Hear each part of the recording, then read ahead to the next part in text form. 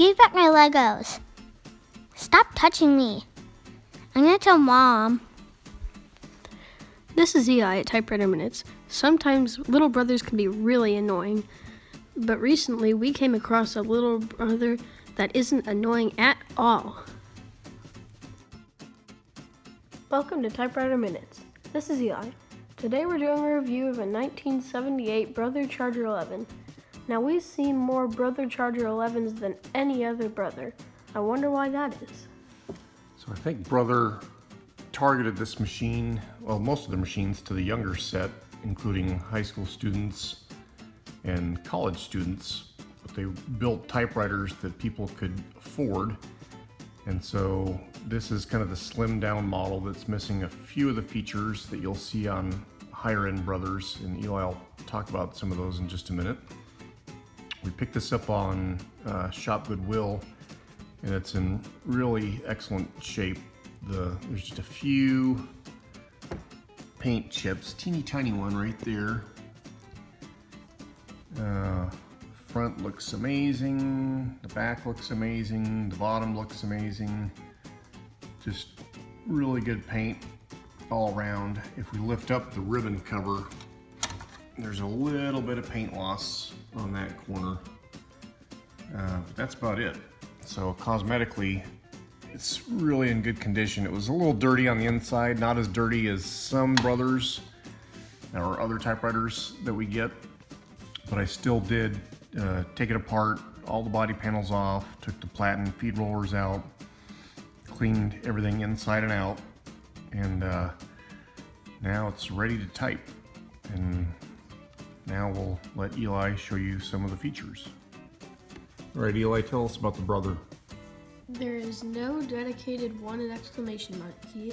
So to do a 1, you have to do L, and to do a lowercase L. And to do an exclamation point, you do period, backspace, apostrophe. All right. There is no touch control. So a lot of times you'll see a lever right here on some of the other model Brothers for high, medium, low touch. And I guess as a cost-saving measure, they don't have it on this machine, but it still has a really nice typing touch, as we'll show after we do the typing test. What about over on this side? There is no preset tabulator, but there is a ribbon color selector. So most Brothers don't have a tabulator, but some of the models, like the Webster XL500, has a little red key right here. It has preset tabs every 10 spaces. This one does not have that. I don't use the tab function personally that much, so it doesn't bother me not to have it. And then I'll pass off the camera.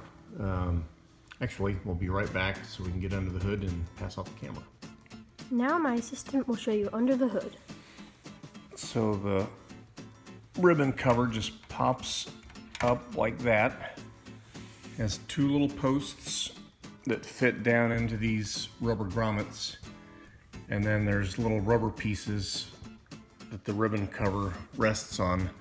Most of the time when I clean and tune these up, I replace these rubber pieces here and then the grommets, because usually they're rock hard, but this one must have been stored in a temperature controlled house, not in an attic or a basement, because the rubber on these is still nice and soft. That's the same for the rubber bumpers under the space bar. A lot of times I'll replace those, but on this machine, still feels like brand new. I did replace the feet, which we'll show in a few minutes, but it's kind of nice to have those original grommets because they hold the ribbon cover a little more snug than the replacement ones that I put in on other machines. All right, let's take a look over here. The ruler guide has 2 little notches in it, right there and there, and you can put a pencil or a pen down in there and then either draw vertical lines or horizontal lines as you move the carriage left and right or up and down. It has the little automatic ribbon reverse forks, so you have to have eyelets. On this model, you have to have eyelets for those forks to trigger the way the ribbon is pulling. There's no separate ribbon reverse manual switch, so if you want to reverse it manually, you just have to doink, doink, move these little forks. But it's a carriage shift, not a basket shift. but among carriage shift machines, it's about one of the lightest. It's really nice and easy on the pinkies. And that's about it. It has little spring-loaded tension tensioners to hold the ribbon on. That's pretty common on a lot of typewriters. Just a nice little basic machine. It has a paper bale. It does not have little rollers on it. It's kind of like a skywriter. It's just a triangular shaped paper bale, and it actually works just fine. These nice little ergonomic hooks. Back here, what do we have here, Eli? What's this switch? That's the paper release lever. Paper release lever. Yes, it's the paper release lever. So if you put the paper in crooked, just flip that switch, scoot your paper, flip it back.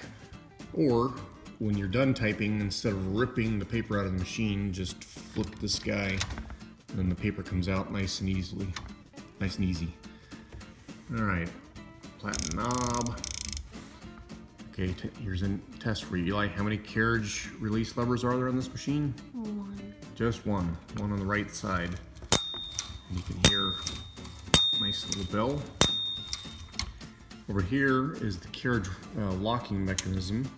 When you're ready to put it in the case, just flip this lever forward and the carriage will stop halfway. Now it's locked in place and centered so that you can put the lid on. And then when you're ready to type, just flip that switch back and you're ready to go. Up top here you have push and slide margins for right and left. Simple and functional. Now here's one cost-saving measure that we noticed. There's no paper support on the back. Some brothers, like the Brother Websters, usually have a switchblade paper support that comes out like this. It's built into the back carriage plate. And their very early brothers had a wire loop paper rest that would fold down over the top of the machine. This one does not have a paper support, so you can, I guess, make one. Or to me, it's not a big deal if the paper flops over back. Just make sure you don't have anything obstructing the paper as you're typing. Not a big deal. This particular Brother Charger 11 has metal carriage end plates and a metal back. I've noticed other Brother Charger 11s, maybe a little bit later models, they went to plastic all around. So this one's kind of nice that it has the metal. And then finally, if you'll zoom in up here, Mr. Cameraman, we have the line spacing. You got 1.5 double space. You can hear the clicks. And then the R position, which is all the way that way, is the release position. So now you don't hear any clicks and you can move, a little wobbly on the camera there, you can move the platen to exactly where you want on a form if you're doing some typing on forms. The carriage return handle here folds down when you're ready to put it in the case. I always keep bubble wrap on these so that it doesn't, put the ribbon cover back on here. Those just pop into the rubber grommets. But if you keep bubble wrap on this, it'll keep that from scratching the ribbon cover. We'll be right back. Okay, we just got video bombed by some munchkins in the house, so sorry about that. So as I was saying, keep some bubble wrap on there. It'll keep this nice and shiny and without paint chips. All right, now let's take a look at the bottom of the machine. Looks really good down here. You can see I replaced the rubber feet with nice rubbery black ones. Even the bottom, a little bit of scuff right there, but no chips. Paint is totally intact and looks really good. Now my assistant will show us the case. All right, so this Charger 11 comes with the hard shell plastic case. Some people don't care for the plastic cases compared to the leatherette models that other brothers come in, but I actually have a kind of a new appreciation for how durable these are. On a lot of the leatherette cases, the fabric around the zipper after 50 years or 40 years or 30 years starts to be subject to tearing. The plastic cases, as long as you don't drop them from several feet up, which would crack it, they're actually very durable. You might get a few scuffs, but there's no zippers to worry about. The plastic buttons up here that you push, I've never seen one of those break. There's two little pokey things, doodads here, that go into the back of the machine when you're putting it in the case. I have seen that broken off on one of the brothers that we had, but as long as you put it on properly and take it off properly, you should never have to worry about those. So overall, the plastic cases are durable, they're easy to clean, and they're kind of snazzy looking when you put them on. So I'll show you how to do that. All right, we'll put this handle down. I'll be very gentle because I don't have any bubble wrap handy, but we will center it. And then when you put the case on, the case you want to bring down over the back of the machine so that it's kind of on the ground. Pull it forward and jiggle it gently so that those little pokey things go into the slot. And then you'll feel it when it's in right, and then you'll hear it click into place. So you're ready to take your typewriter on the road to a coffee shop or the park or wherever you want to go, or to the other side of the house. And then when you take it off, just push those two buttons and don't lift it straight up after you push these in, because that's why that little pokey thing was probably snapped on the other machine. You lift it up slowly and then push it back and out.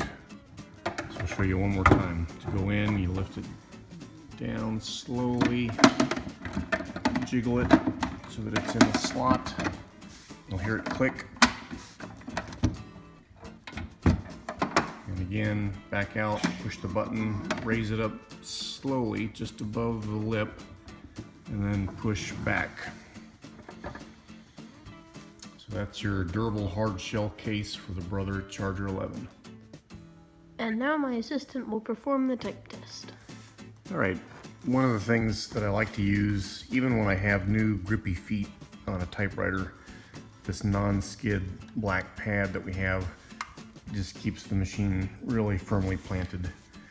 And one thing I've stated before on other Brother videos, every Brother JP1 that we've had, the platen feed rollers are still soft and springy, so you don't have to worry about paying to get the platen recovered. Yeah, I did, when I took this thing apart and cleaned it, I did clean off the platen because it builds up with ink and oil over the years. But love the platens on these little brothers. Forgot to mention earlier, the black keys. Earlier generations of brothers had white keys, and at some point they went over to black. So just a stylistic difference. You don't have to use 2 sheets of paper since the platen is still in good shape, but just as a matter of habit, I still use 2 sheets of paper usually.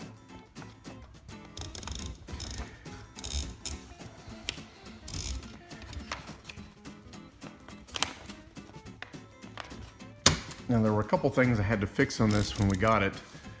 The ribbon drive was binding, and it took me a while to figure out why. It turns out both spools were trying to pull at the same time, so I made some adjustments and fixed that. The other adjustment, couple adjustments, I had to fix the lower and upper case letters so that they would come into alignment. But also, when I typed on the black setting, it was about half black, half red. And there's 2 adjustment points for that I know of. There's a wire down here, a wire linkage, and then another one over here. And in order to lengthen the throw of the ribbon vibrator when it comes up, I had to tweak those wires to make them a little bit longer so that the ribbon vibrator doesn't come as high up. because when it's on the black setting, it comes up and hits the black part of the ribbon. When it's on the red setting, the ribbon vibrator comes up and hits the red part of the ribbon. And so I had to adjust it so that when it's on black, it doesn't come up quite so high. So I think I just about sussed that out. There's every now and then you'll see just a shade of red on the bottom, but overall it looks really good, and I've tuned that to the best of my abilities. So, all right, first we're going to do a couple lines on the black setting.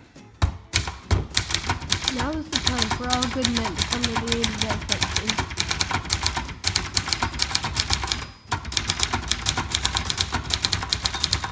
You can hear the bell there. And then when you get to the margin, the line lock kicks in so that it won't type. And if you want to keep going into the margin, just push the margin release key.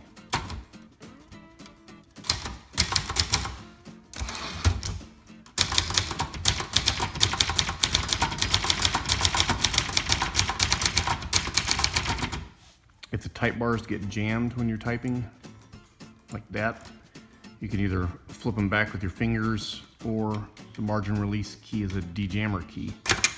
Brings those type bars right back.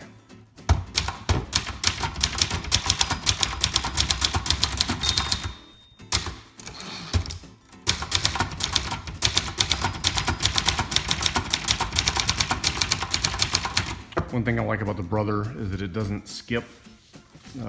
One of the beefs that I have with Royal portables from the 50s and 60s, at least on everyone that I've had it, they have a tendency to skip even if you have good typing form.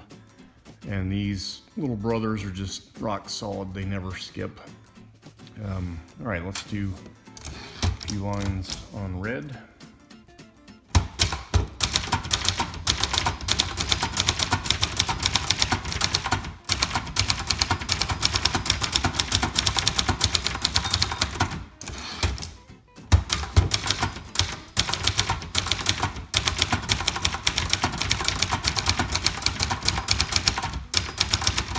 Getting some of the paper, cameraman.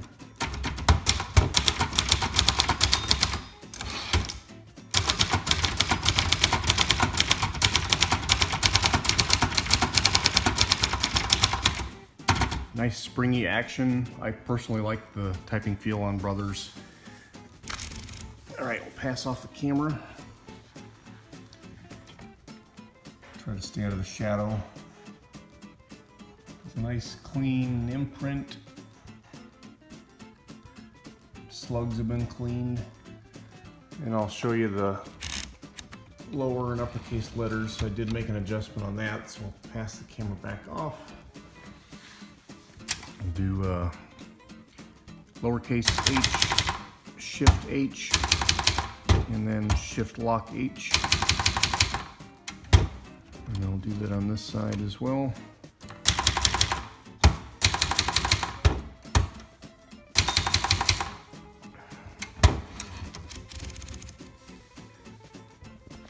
Take a look at that. Everything's nice and aligned. There's an adjustment on each side of the carriage to bring the lower and uppercase letters into alignment if one's a little bit higher than the other. I did tweak that. There's a separate adjustment if the caps lock is on and the shifted letters are too high. There's an adjustment over here for that. I don't think I had to make that adjustment on this machine because everything looked good once I got the regular upper and lower letters in alignment. So overall, really nice typing feel to these. Doesn't skip. They're solid as a rock, so just a really good, solid little typer. We'll finish up this review with some pros and cons of this 1978 Brother Charger 11. Here are the pros. It's small and portable. It's in fantastic cosmetic condition. It's in great mechanical condition. It has the all-metal body, including carriage and end plates and back. It has the durable plastic case. The rubber feet are new, and the other rubber parts are still like new. For example, the platen, feed rollers, grommets, and bumpers. Also, you misspelled bumpers. Oh, bumpers. Yeah, it doesn't have bumpers, it has bumpers. Sorry about that. And it has the excellent typing feel. And then I'll add a pro, which is that for hobbyists like me, it's really easy to get the body panels off so that you can get to the inside for cleaning and repairing and tuning. So I like that. It's easy to get the platen out with just a couple set screws on each side. So really easy machine, relatively easy machine to take apart and maintain. And then as far as cons, it is louder than some typewriters. I guess as part of the cost saving measures, there's not as much soundproofing like on the side panels. I don't think there's any. Down on the bottom there is a thin foam pad, but some other machines like a Hermes 3000 has felt that's this thick all the way around. That does make it quieter, but I don't know, the typing noise doesn't really bother me. It's a typewriter after all. Let's see, has no touch control or tabulator. Doesn't bother me on the tabulator because I don't really use tabs that much. The plastic case, I guess that's a matter of looks. Some people don't care for the look of the plastic case. They like the old leathery, leatherette looking cases. I think the plastic one is kind of a clean, slim, trim look. And overall, I think they're just as durable. You don't have to worry about busted or breaking zippers. Just don't drop it. And then finally, no paper support on the back. So when you're typing, just make sure you have lots of clearance. And it's not that big a deal because you can see as you're typing, it's not like it does flop over.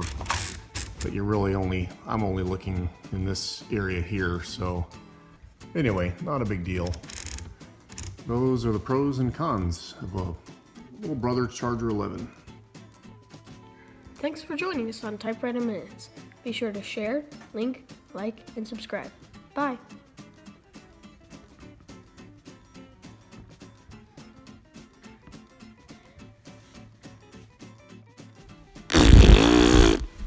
Why, you little... Come back here!